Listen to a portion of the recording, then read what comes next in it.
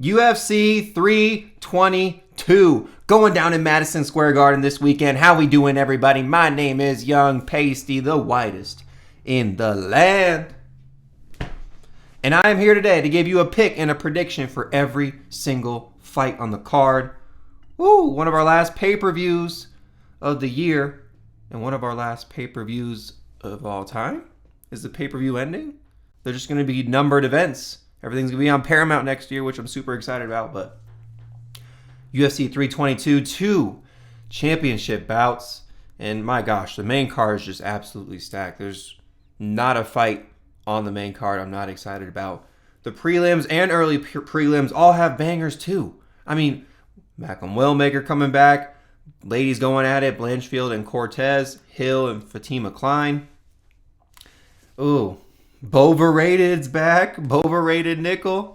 And then this Chepe Meerschaert versus Pat Sabatini fight, low-key going to be a banger too. So I'm super excited for UFC 322. And as I said, I got a pick and a prediction for every single fight on the card. Now, as we always do, we have to recap last week. UFC Vegas 111? Yeah, 111 here. Pulling the results up right now. And we go 7-5 on the picks. Not too shabby. There was a little section in there where I'm like, dang, we're losing all of these damn fights. Christian Duncan, Jamal Emmers, Raoni Barcelos, all three of those guys come through 3 straight losses for me. I'm like, damn, what is going on? And I must say, Ricky Simone and Hyder Emil, y'all screwed me on my bets last week for sure. Even though we came out on the positive side, you two definitely ruined me from an amazing night. But I'm surprised about this Christian Duncan and Marco Tulio fight. Marco Tulio, man, he just looked like he didn't want to fight at times. Got really hurt at points. Christian Duncan looked awesome. And as I said in the predictions video last week, Christian Duncan as an underdog, I'd take him if that's what I was betting on.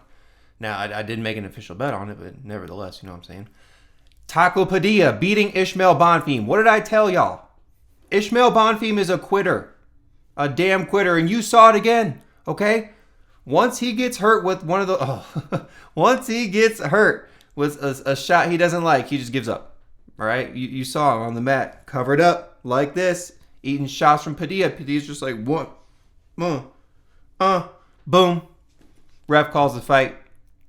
And Taco Padilla, man, you got to quit begging for the bonus, okay? You just have to let the bonus come to you because I swear, you and Medic both begged for the bonus and you didn't get it. Bonfim shines over Randy Brown. Joseph Morales takes care of Matt Schnell. And then, the Moose. My goodness. He's just not UFC material. He just isn't. In my opinion, he's a star on the regional scene. And I'm sorry, I wanted to back the Moose, and I picked him against Bruno Ferreira, but not here. Daniel Marcos beating Miles Johns. The other women's fights were okay. Overall, it was kind of an entertaining card. 7-5 on the picks, not too bad. But let's move that good momentum into this week here for UFC 322. Starting off with the main event of the evening, we have Della Maddalena, JDM versus Islam Makhachev. Odds in the fight, plus 210 for JDM. Minus 250 for Islam Makhachev. My pick for the fight's going to be Islam Makhachev. I'm taking the challenger.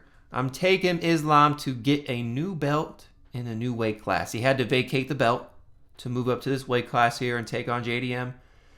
Now, imagine if Belal won the last fight versus Della and Islam was taking Belal on. I feel like that would have been a much easier fight for him, but JDM here. Great boxer, good striker, solid jab, power in the shots. Probably the quicker striker, in my opinion.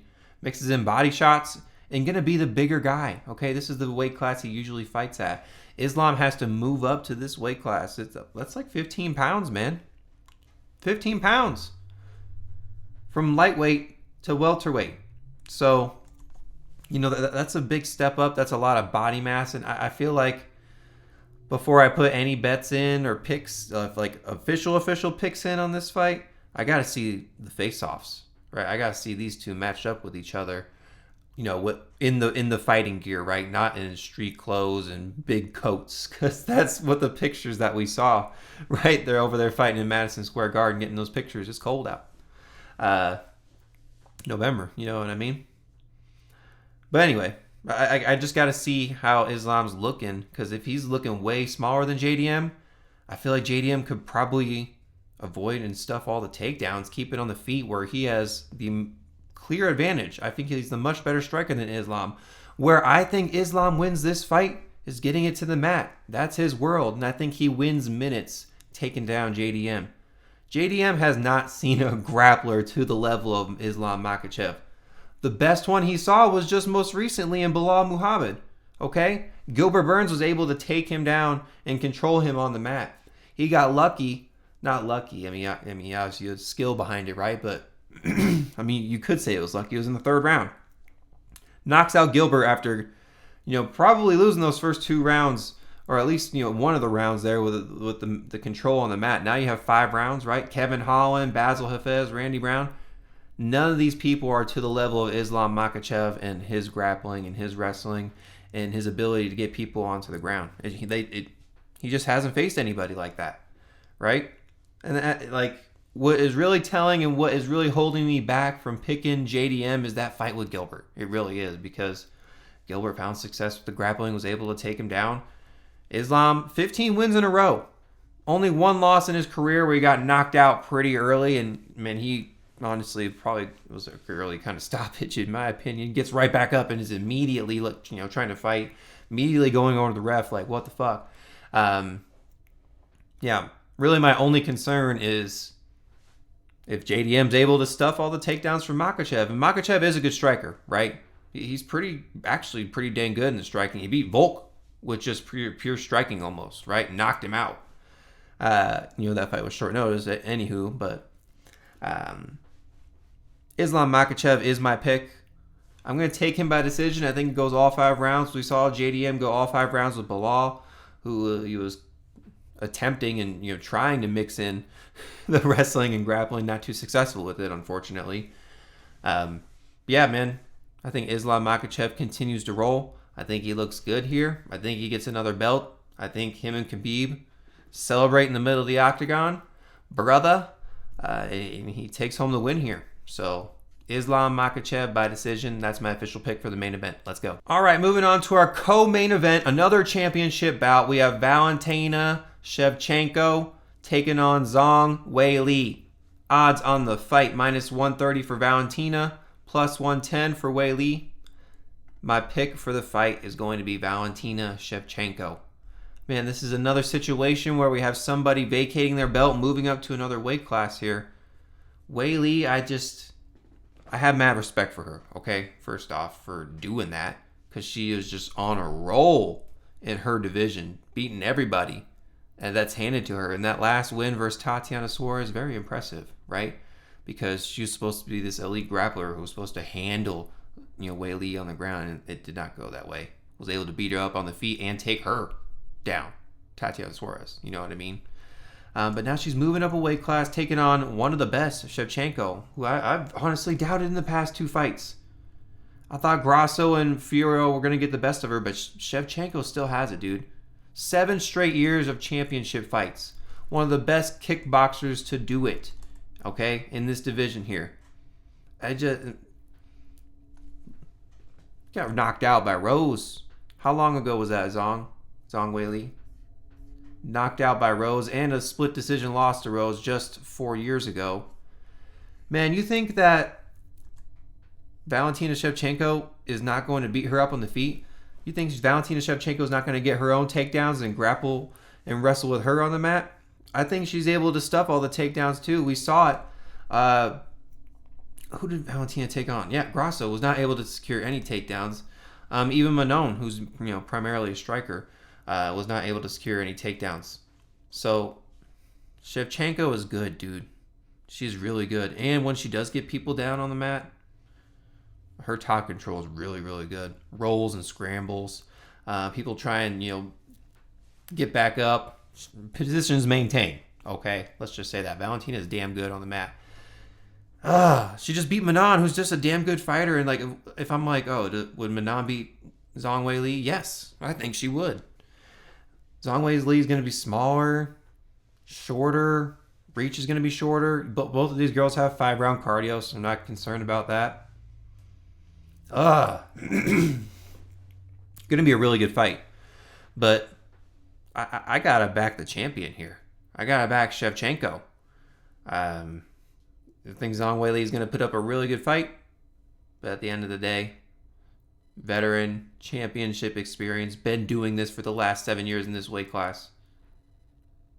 Give me Shevchenko and give me her by decision. That's my official pick for the co-main event. Let's go. All right, moving on to our next fight. We have Sean Brady taking on Michael Morales. Banger here, guys. Odds on the fight, -150 for Sean Brady, +125 for Michael Morales. My pick for the fight's Michael Morales. Give me the underdog. Taller, younger, probably stronger fighter. I think has the clear striking advantage. Sean Brady's a pressure wrestler. Striking is decent, okay? But his plan is to take people down, work ground and pound in to find a submission. Submission's not there, okay, fine, I'll beat you up on the mat. That's Sean Brady's game plan. Pressure wrestling, take people down. If he's sitting there with a striking battle versus Michael Morales is way more clean, way more technical. Again, reach advantage is there and much taller. I mean, I could see him landing a lot of knees, clinching up, landing some nasty elbows, has a really good jab, and his strikes are powerful, dude. He don't point fight. Michael Morales is no point fighter. And when he connects, again, it's clean. His kicks, too, quick, sneaky, nasty. Was taken down by Adam Fugit 3 years ago. Was able to, be held on the ground for periods of time, right? But he didn't accept bottom position. He worked his way back up, and guess what? Was able to get a knockout with Adam Fugit. Cardio's pretty decent for 3 rounds. I do wish he would fight a little bit more, but I see him getting back in the octagon here, okay? 5 months ago, 1 year, 2 months, Fighting every 6 months, not too bad. I just think he's able to stuff all the takedowns and land the better striking exchanges here. Honestly, I think he finds a KO shot on Sean Brady. Sean Brady, I think, is going to exhaust himself with all these takedowns, and Michael Morales is able to stuff them, or if he's taken down, just get back up until, again, Sean Brady kind of gasses himself out a little bit. Michael Morales, round 2, round 3, I think is super live. Michael Morales hits super hard. I think he's just surging. Again, he's the younger, taller, longer, bigger fighter. He's going to be way bigger than Sean Brady. You'll see it in the face-offs and the octagon. Sean Brady's not going to strike with this guy in distance whatsoever. He's going to want to get this clenched up and held to the fence immediately. You'll see him looking to just grapple only, in my opinion. And if he's forced to strike, I just think it's over. So, Michael Morales, late finish, round 2, round 3. That is my prediction for this fight. Let's go. All right, moving on to the next fight. We have Leon Edwards taking on Carlos Prates. Odds in the fight, +175 for Leon Edwards, -210 for Carlos Prates. My pick for the fight's Carlos Prates, guys. And yes, I know the fighting nerds have not looked the best as of late. They just have not. But Leon Edwards is cooked, in my opinion. When I say you're cooked, I mean it's over, okay? Not necessarily versus anybody that you fight, but anybody good. Yes, and we got Carlos Prates here, only loss coming to Ian Gary here in the UFC. All his other wins, knocking out Charles Radke, knocking out Jingling Lee, knocking out Neil Magny, knocking out Jeff Neal. Man, all these knockouts are nasty, and he's winning minutes up until these points too, right? The Carlos Prates striking is much better than Leon Edwards. I just don't see how Leon Edwards is going to win this fight. What's he going to do? Wrestle or grapple or cage push? I don't see that over Carlos Prates. I don't see Leon Edwards coming with that type of game plan. Now, I know I've said that with other fighters before, right? But when have we ever seen Leon Edwards just come in and try and wrestle and grapple people? Never, okay? I think he's got this cocky little thing in his head. Oh, I'm one of the best strikers ever. I was the former champion. Not here, man. Carlos Prates, he's elite. He's different. His striking is creative. I mean, it's tall, long, rangy. His KOs are flashy. Great kicks, great elbows, great knees. I love his front kicks. Constant movement, constant jab. Heavy hands when he really, really loads up. I mean, goddamn, he was picking apart Jeff Neal from range, super duper easy. Staying off the fence and landing the bigger shots. Prates, man, he looks damn good. Okay? He looks damn good. And Leon Edwards has not looked very good. Losing to Belal Muhammad, not a good fight in hindsight. I think Carlos Prates would handle Belal. Losing to Sean Brady by submission? You know what I mean? Not good looks. Leon Edwards is cooked. I got Carlos Prates, and I got him by knockout. Okay? We got this streak continuing. I mean, gosh. Leon Edwards got submitted by Sean Brady very quickly. And I see Carlos Prates getting a finish here. So, Carlos Prates by KO. That's my official pick for this fight. Let's go. All right, moving on to our next fight. We have Beneil Dariush versus Benoît Saint Denis. Odds on the fight plus 155 for Dariush, minus 190 for Benoît. My pick for the fight's going to be Beneil Dariush. I see this fight going one of two ways, okay? First way, Beneil Dariush by decision, okay? Weathering the storm of Benoît Saint Denis in the first round, really putting on in the second and third round, showing his veteran experience, right? If taken down, getting back up, not accepting bottom position. I mean, striking is pretty decent, can be a little sloppy at times, but I think he can work his way to a 3-round decision, 29-28. Second way, Benoît Saint Denis just fucks up Beneil Dariush in the first round, okay? Because I do think he's the more explosive and more, I'd say, athletic fighter at this point, being 7 years younger than Beneil Dariush. You know what I mean? I mean, Beneil Dariush is like, has all gray hair. And I'm sitting here saying he's old and at 36. I mean, that's not really that old in lifetime, right? But it's old in UFC terms when you're fighting other men, right? And especially somebody 7 years younger than you. But Beneil Dariush handled Moicano just recently.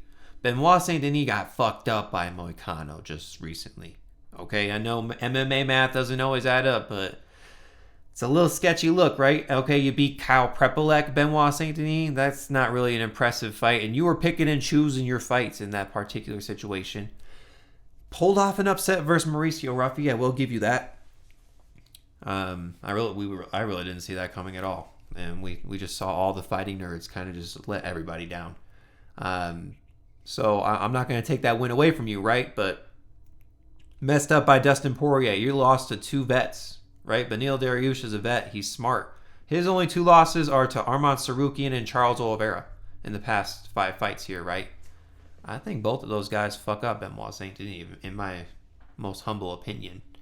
And again, that most recent win over Money Moicano definitely aging pretty well in this particular situation.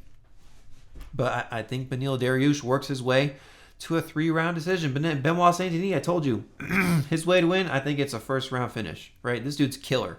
Former military, tough as shit, powerful striker, has really, really nice submissions if he can get you down to the mat. His wrestling's really good, right? And, but he's really, really hittable, right? He may have the grappling advantage at some points, but I think Beneil Dariush, just that veteran experience, man.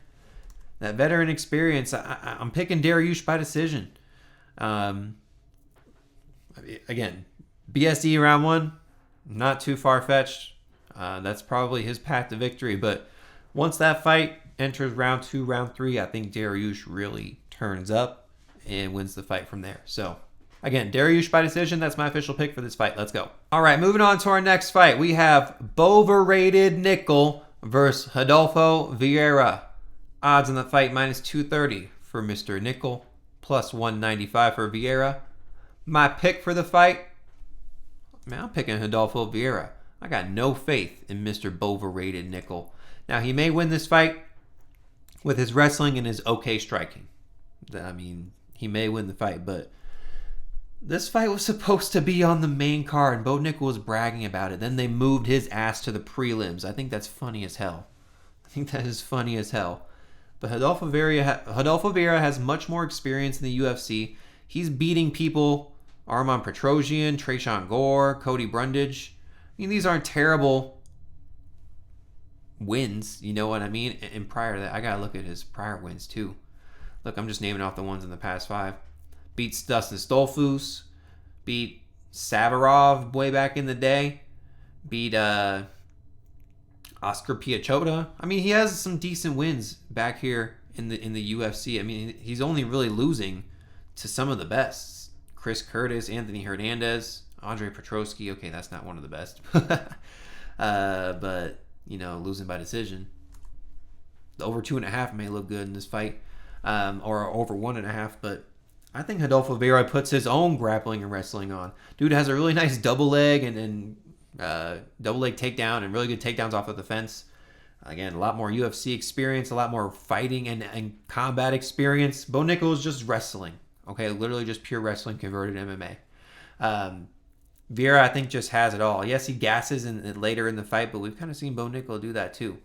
Vieira has relentless pressure, a little bit reckless, definitely been dropped in the past. I don't know, Bo Nickal boxes him up. I mean, I guess he could, right?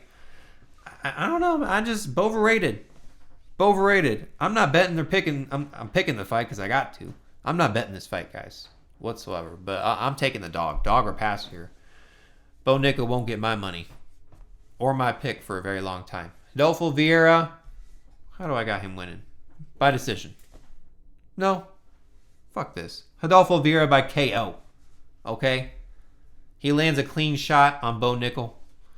and he ends the fight. That's my official pick. Vieira by KO. Let's go. All right, moving on to our next fight. We have Roman Kopylov taking on RoboCop. Gregory Rodrigues. Odds in the fight plus 135 for Roman Kopylov. Minus 160 for Gregory Rodrigues. My pick for the fight's going to be RoboCop, man. That last fight Roman just had with Paulo Costa was so disappointing, dude. Gun shy, got beat up by Costa for all 3 rounds. I mean, he looked awful, dude. And Rodrigues, this dude's an animal. He's huge.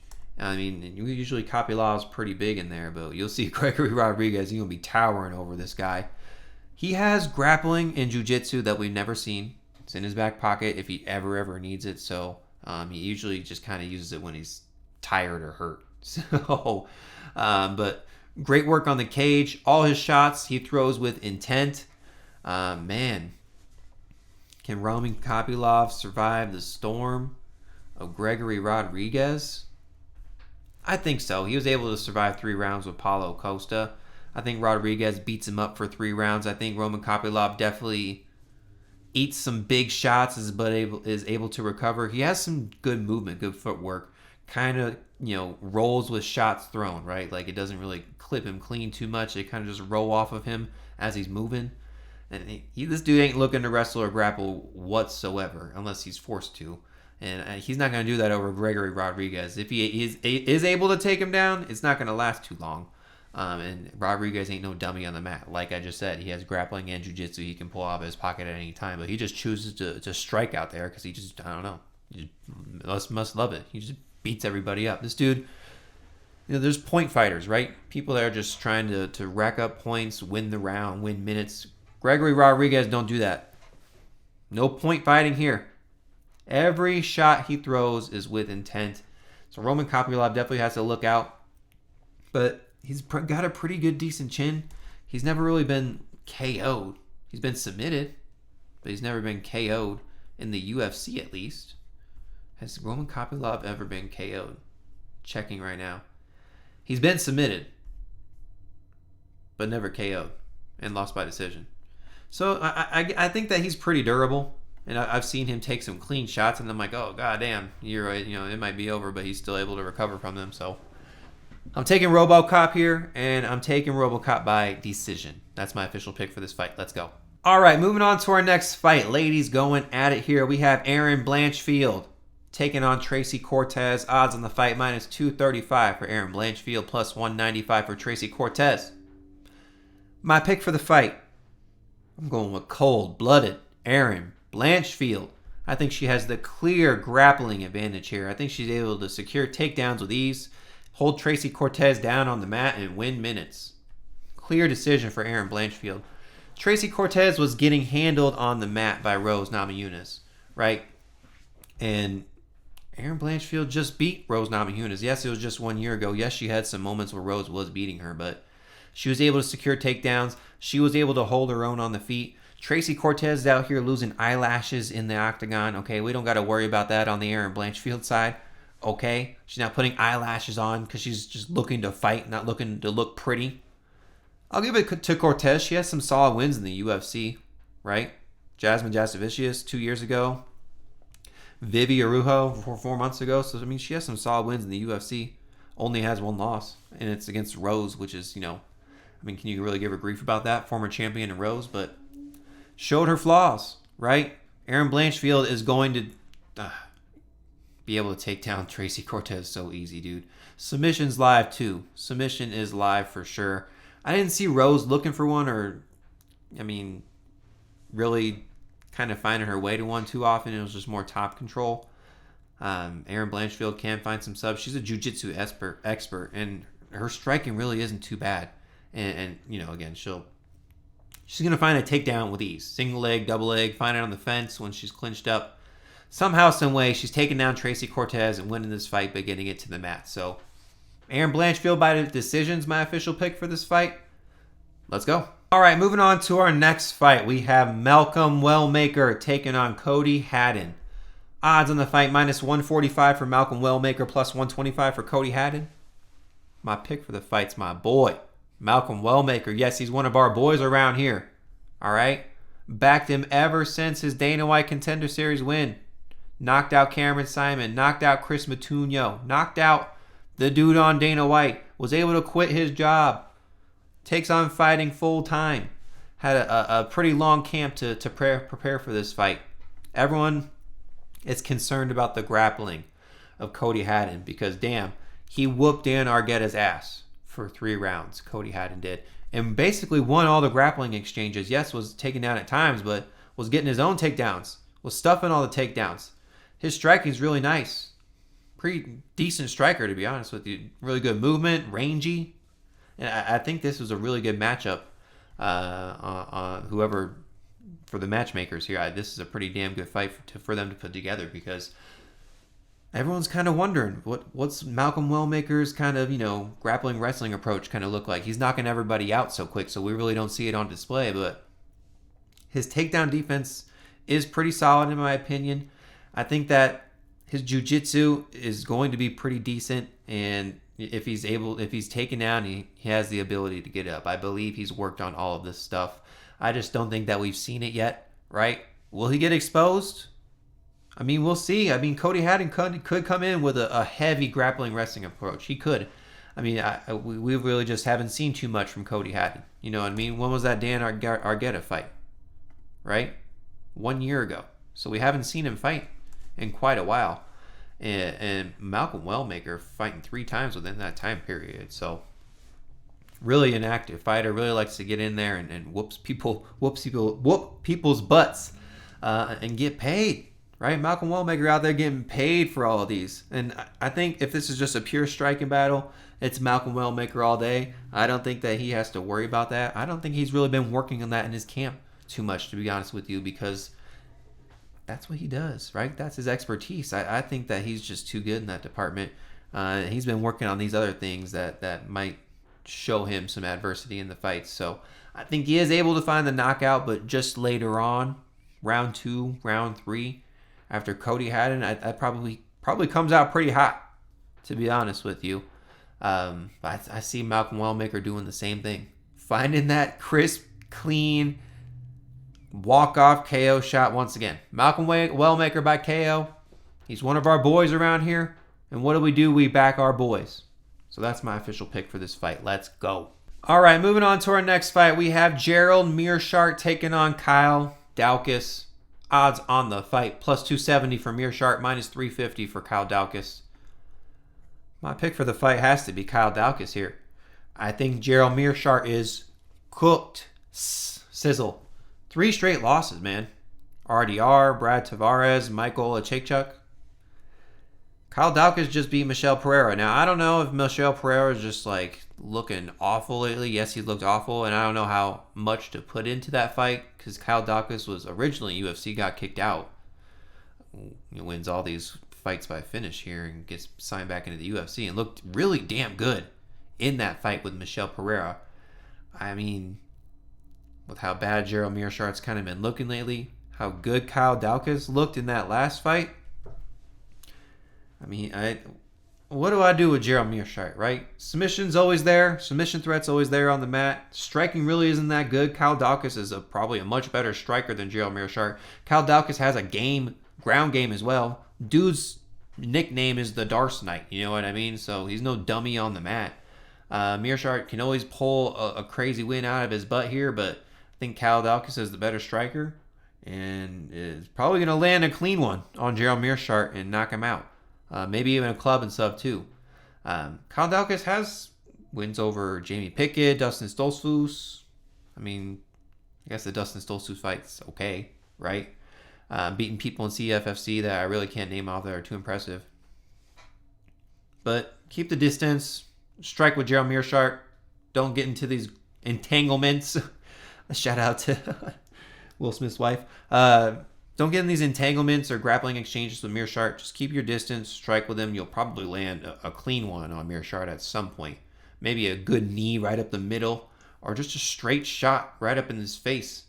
And make him keep getting back up until he probably can't get back up anymore. So Kyle Daukaus by knockout. That's my official pick for this fight. Let's go. All right, moving on to our next fight. We have Chepe Mariscal versus Pat Sabatini. Odds on the fight. Plus 105 for Chepe, minus 125 for Pat Sabatini. It's a good fight here, guys. A really good fight. My pick for the fight is Pat Sabatini. Mr. Sabatini is a takedown or bust kind of guy. Okay, if he's not securing takedowns, he's not winning the fight. Okay? Has some impressive wins lately. Jonathan Pierce, Joe Anderson Brito, Lucas Almeida 2 years ago was a pretty solid win back then. Got knocked out by Diego Lopez. I can't give you really grief about that. That dude's a contender, right? Did get knocked out by Damon Jackson, who Chepe just beat here recently, but I will say in that fight, Damon Jackson just had lost like a family member or something, came out with some fiery emotion, just beat the shit out of Pat Sabatini, caught him with a good one, right?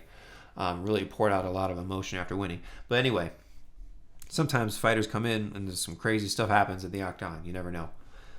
But I don't think Chepe is able to stuff these takedowns from Pat Sabatini. Dude is a whiz on the mat. Dude is a jiu-jitsu expert. Like, by any means necessary, he will get this fight to the ground. If he is sitting there striking with Chepe Mariscal at any point, you better sit there and get your phone in and live bet it, right? If Pat Sabatini's not able to secure these takedowns, Chepe's stuffing all of them, Chepe will find a way to beat this man down and win the fight. For sure.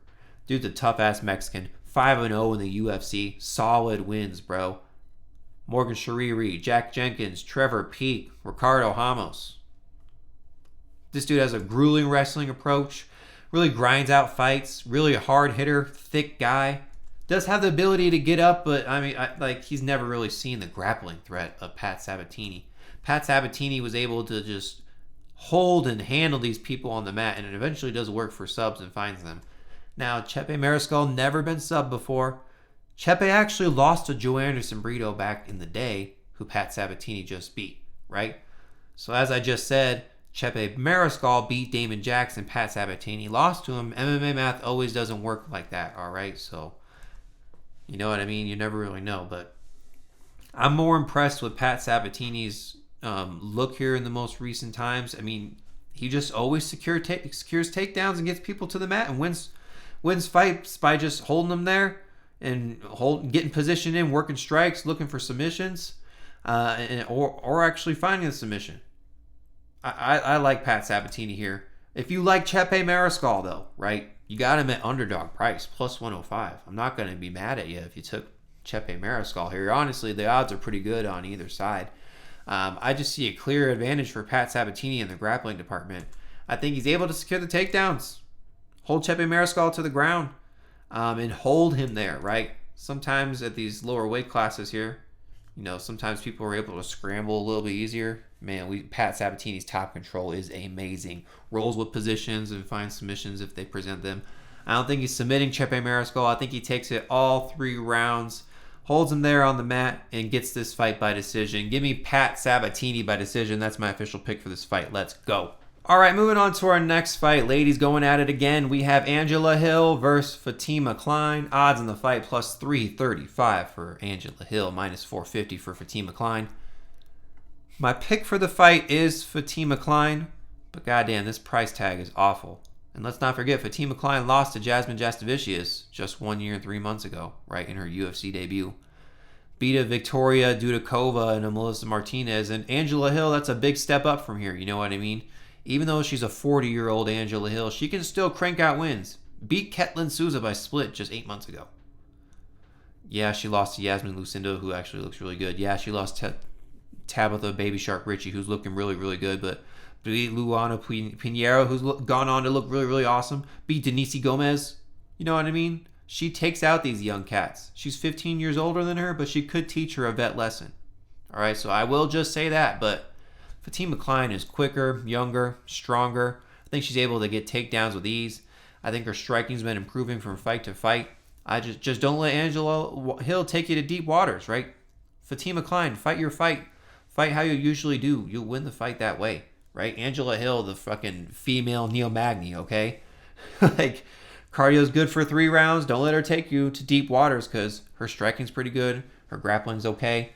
Her cage work is pretty decent, right? You'll be taller and longer than you. Actually, no. Fatima Klein bigger than her? Oh, okay. I'll have to see the weigh-ins or the matchups here. 5'6" to 5'3", 67-inch reach to 64.5-inch reach to Angela Hill. I don't know. Maybe Fatima Klein is bigger than her. Usually Angela Hill's the bigger girl, taller girl, longer girl.